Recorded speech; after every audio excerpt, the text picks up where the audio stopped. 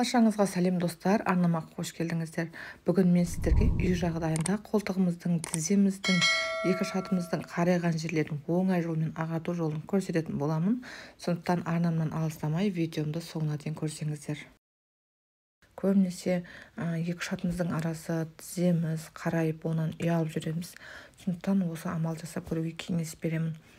Ол үшін біздерге ватный диск қажет болады, және де аскорбиновая кислота, картоп крахмалы қажет.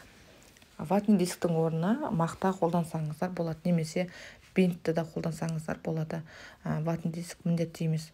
Картоп крахмалын кез келген дүкендерден таба аласыздар, және ол көп қажет емес, осы қасықтың ұшымен ғана алсаңыздар жеткілікті. Аскорбиновая кислота оны аптекалардан таба аласыздар, өте қымбат емес. Енді осы ватный дисктің үстіне картоп крахмалын салып, және оның үстіне 5-6 тамшы аскорбиновая кислотаны тамызып, таза қолтығымызға жағамыз. Біздерге осы 5-6 тамшыдан бір қолтығымызға жағамыз, келесі қолтығымызға тоже дәл осылай жасайсыздар.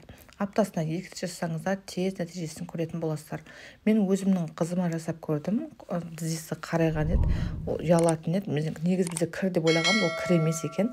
Осындай тізесі қарайып кеткен екен. Тез нәтижесін көрді.